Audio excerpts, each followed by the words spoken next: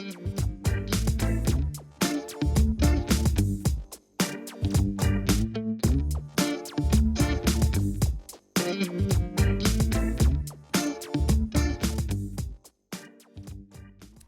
you know what I'm thinking as I step out here? Don't mess up. Doing this is a risk, and it's a risk that I felt was worth taking. So if I mess up, if I fail, and stay tuned, I hope that I at least get to accomplish two things. First, I want to learn something. Productive failure is just learning. And the person who will have the worst day if I mess up is me, and I can live with that. Second, it's a bit of an experiment. I want to see that if I'm open and honest about the potential for failure, if maybe you'll give me a little bit more grace than you would otherwise. So I say all this about risk and failure, openness and grace, because I believe that, like me, local government should have more risk and failure, openness around failure, and grace to better serve its residents in the long term. Now, when I say failure in local government, I don't mean you didn't pick up my recycling last Thursday, failure. I mean the type of failure that is inherent in innovation, the type of failure that is required if we're going to reimagine how our cities work and are more equitable, more sustainable, more vibrant. And that type of failure, the failure in innovation, is a failure that we celebrate in almost every other sector of our lives. The for-profit industry is littered with case study after case study, celebrating failures that became grand innovations. WD-40 is literally called WD-40 because it was the 40th attempt at developing the product. When was the last time local government got 39 swings at trying something new to succeed on the 40th try? You may know that Viagra was originally produced to treat cardiovascular issues. What you may not know is that bubble wrap was originally supposed to be a type of wallpaper. So failure isn't just about these inventions either, right? If you root for a basketball team and they're muddling along, you may root for tanking or blowing it up, which are just sports words for failing in order to succeed in the long term. So while as Americans, we celebrate failure in all these other aspects of our lives, we won't allow for it in local government. Local government is stuck.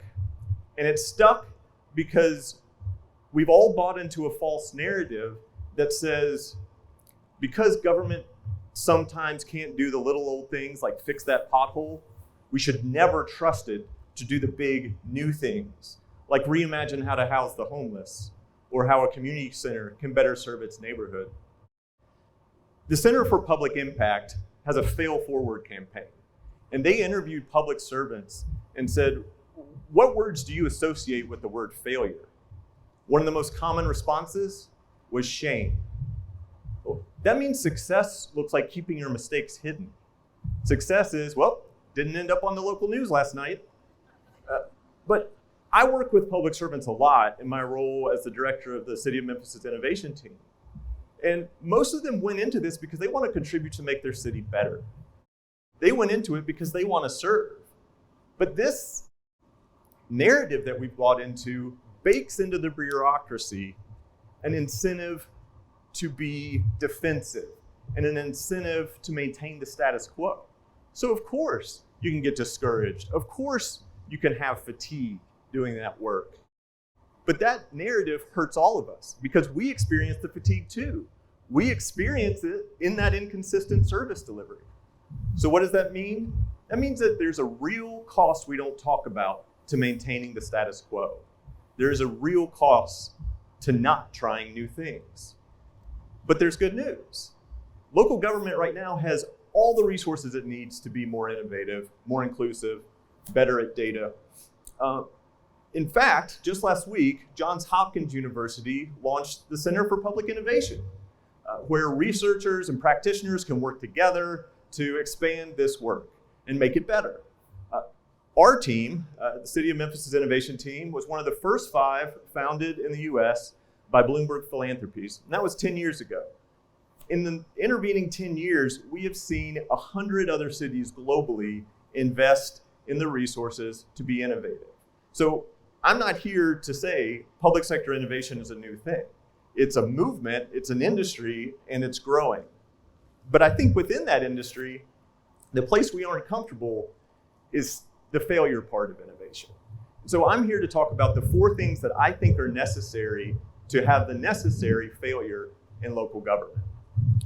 The first is good data.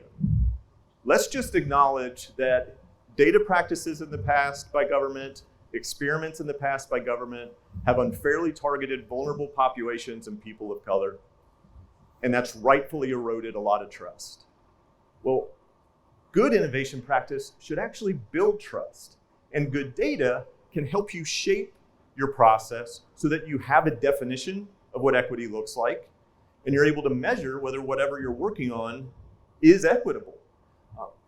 Additionally, good data helps you get a deep understanding of the problem, both qualitative and quantitative data. And so then as you work through the process and you come up with something new, you can start to think about, well, what am I going to measure? What does success look like? And are there indicators I can keep track of along the way to see if this is actually going to work? Maybe it does, maybe it doesn't, but at least by having the data, you can learn from those failures and fail safer and smarter the next time. The goal is you never want to put your vulnerable populations or your frontline workers at risk. The second element of government innovation that's required in failure is empathy. The way that's practiced is a practice called human-centered design. And what that really is about is putting yourself in your residents' shoes and experiencing the service delivery as they experience it.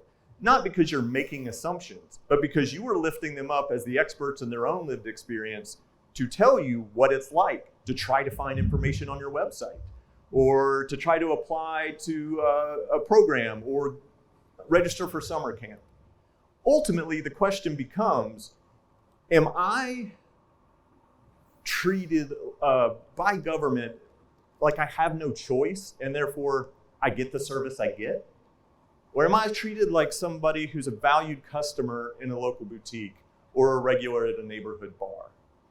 With empathy, you can actually work to come up with a solution together with your residents, help them define what success looks like, follow that path, and then there's both shared buy-in for the outcome of the innovation, which is exciting, but there's also a shared understanding of what failure looks like.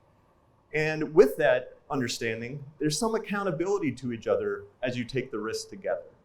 Now, those 2 elements are widely accepted. If you Google, if you're a nerd like me, Google government innovation, those are the things that are going to pop up: data practices and design practices. These other 2 we don't talk about enough, and I think that's to our detriment. So the third is curation. Curation to prevent waste. Right? That's one of the narratives around government innovation, is you don't want to waste resources. Well, there are so many programs out there now to support local governments trying to be more inclusive, better at using data, more innovative. And then the question becomes, well, how do you choose among all those? You can't use all of them, or at least if you do, the process is going to take a long time. So you need to curate. You need to collect what is going to be impactful to the problem you're solving with residents that's right in front of you. Maybe that's a behavioral science problem. Maybe it's a smart city problem. But the curation will help you ultimately, again, fail safer and smarter. You know, it doesn't take a hammer to change a light bulb, but we have all worked with people who really want to try day in and day out to make that happen. This is about preventing that waste. So the last thing I'm going to share with you is the element that's a paradigm shift, to be honest. It requires bravery without a lot of guaranteed return. And so, I don't know that we'll see it from local government. But what I believe local government should do is this 4th thing, is vulnerability. Government communication is usually defense or offense. Defense, responding to media inquiries or advocacy groups or fellow electeds. Offense, ribbon cuttings, budget presentation, etc. But the playbook doesn't really have just a vulnerable openness page in it. And so here's what that looks like. That looks like coming to your residents and saying, here's what I know we're not good at, and here's where we can get better. Then prioritizing the resources to work on this project to get better. 3, engaging your residents to help you define what better looks like. It should be better for them, not for you. 4, ask for the space to fail. And then 5, run your process. Learn from it. See what works, what doesn't. And if you fail, do it again. Do it all over again. But that means that residents have a responsibility too. We have to engage in that vulnerability. What does that look like for residents? First, we have to accept that this whole no-risk status quo approach to local government isn't serving us well in the long term. And then that means we have to be open to a change in service delivery. Then the third, we have to engage in government. And I know that can be a big ask. Government should make it as easy as possible for you to engage. But you should be able to learn what's government doing, how are they doing it, why are they doing it that way, and what do they want to do differently. Fourth, then give them the space to fail. And lastly, give them grace if they do so. So what does that look like? Maybe your city comes to you and says, you know what? We are nowhere near as green as we need to be. We're going to set aggressive goals around recycling. And we're going to be playing a little bit with our recycling program. Well, for you, that might mean that as the city works towards achieving that long-term goal, they skipped your recycling pickup last Thursday.